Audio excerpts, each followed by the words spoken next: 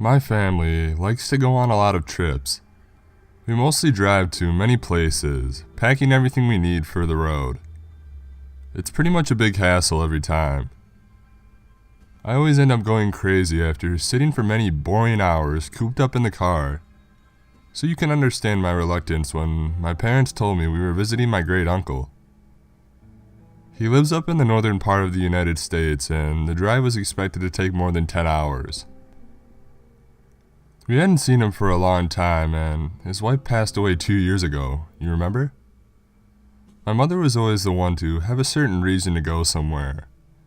It was no use arguing with her.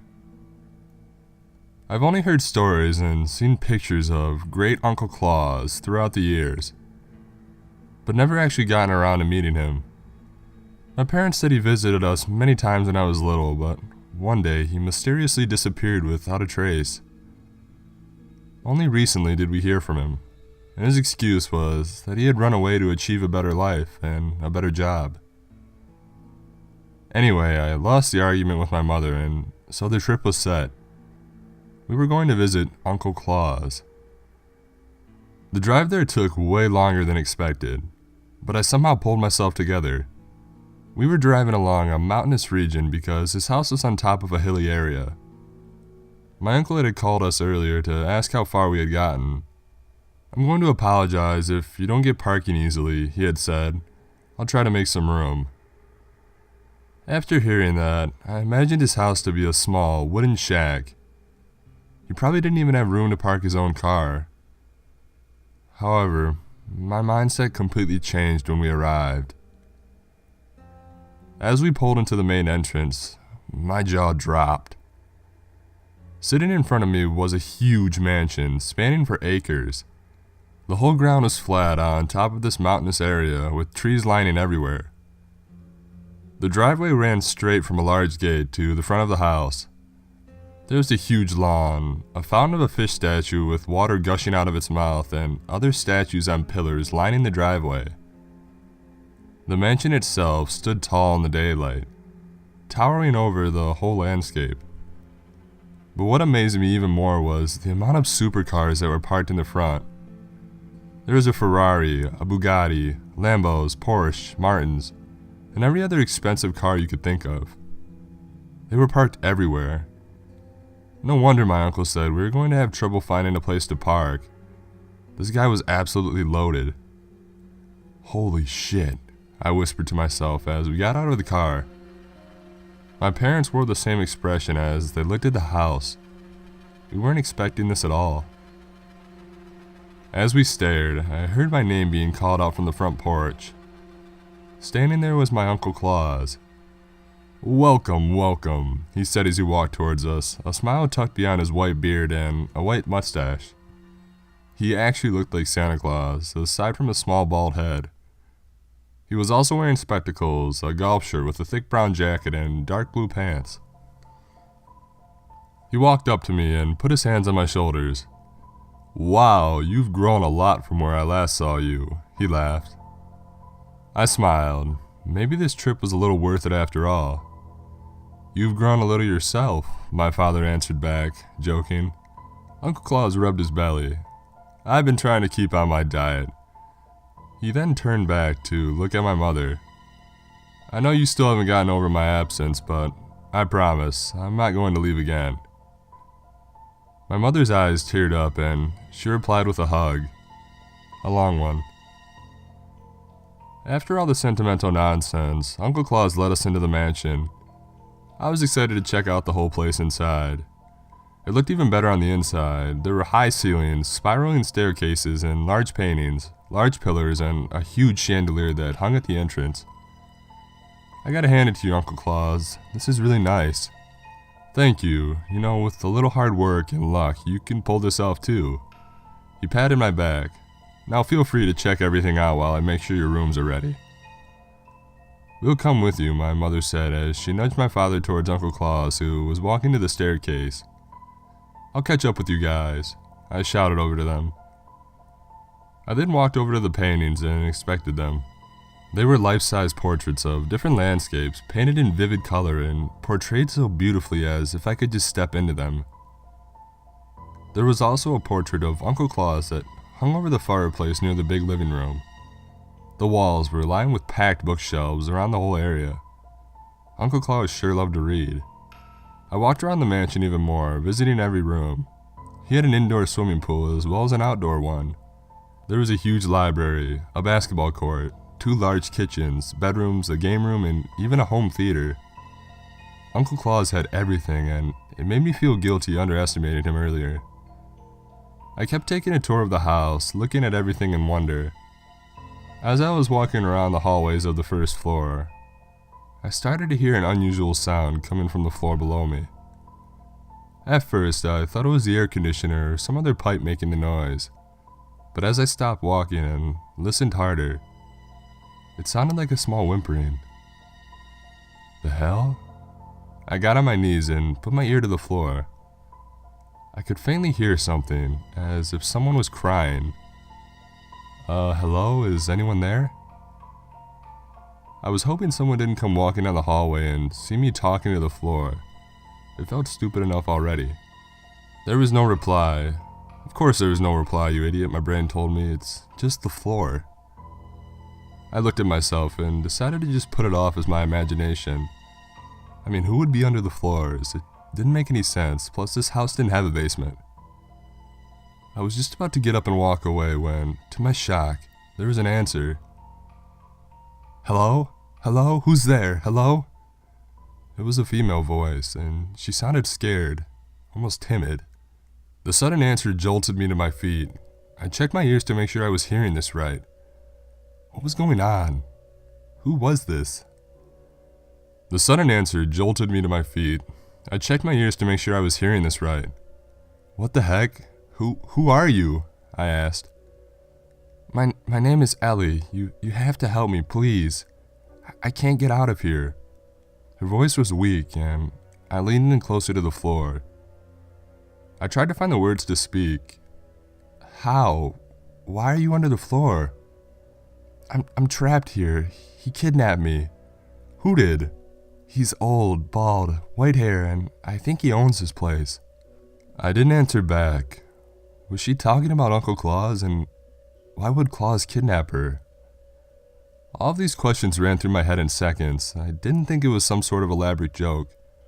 Something was definitely wrong here. Are you still there? Ellie asked. Still here. Now, my question was interrupted by the sound of footsteps and Uncle Claus's voice. I quickly whispered back to Ellie. Ellie, I have to go. I'll be back for you, I promise. Please come back. Don't worry, I will. I raised myself off the floor. Someone was down there and they needed my help.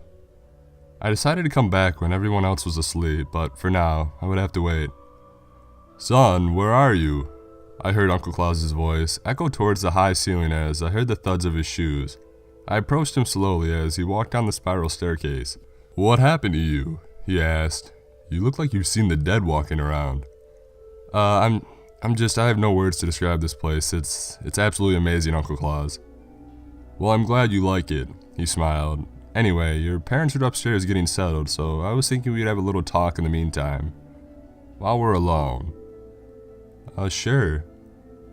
He walked me down to the library section of the house until we stood at its entrance. As you might know, son, Uncle Claus said, his voice turning into a deep, serious tone. I have been gone for a while, away from my family, away from anyone. After Laura died, it left me empty, hopeless. All I had left was my own research and my humility. He turned to look back at the doors. But there was one piece of hope that still resided in me.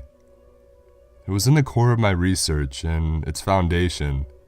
He carefully unlocked the doors to the library, and they both opened slowly with a loud creak. As the library revealed itself, my eyes gazed in wonder. The interior of the place was teeming with books. They overflowed from high cabinets that stretched to the walls, and books were also laid across many tables, especially the floor. The entrance had a huge carpet that led from one side of the room to the other, and 2 staircases that lined up on either side, leading to a second-floor balcony that encircled the top of the library. Uncle Claus led me to the center of the room. A compass was painted directly in the middle of the interior, and he told me to stand on it with him. I edged forward and stood on the compass. Uncle Claus stood still for a few seconds, looking at one of the windows of the library, and then looking back at the compass on the floor. He repeated this action a few more times and then finally smiled. "There we are," he said. "Come, I have to show you something." As I followed him, I decided to ask him what he had done earlier with the compass. It's relatively straightforward, son, but it's also easily overlooked. You see, I positioned the windows of the library in just a way that when sunlight or moonlight passes through it, it hits the compass at a certain angle. This in turn shifts the entrance to, well, you'll see. He stopped after arriving at one of the bookshelves on the far side of the wall. But there's one downfall to the entrance system. It doesn't work during the night when there's a new moon. Uncle Claus pulled 2 books out of the shelf to show a hidden lever in a small opening, but then pulled it down and, immediately, the bookshelf slid to the right, and in its place was a small, lit-up tunnel. It took us a few minutes to walk down the steps of the tunnel, but we finally arrived at the end. The stairway led to another small hallway. I thought the mansion on its own was incredible, but this was a whole new level. At the end of the hallway stood a black door. There was a keypad into which Uncle Claus punched in a code, and then the door swung open. Once we were inside, I stood speechless again. The secret place was an underground lab.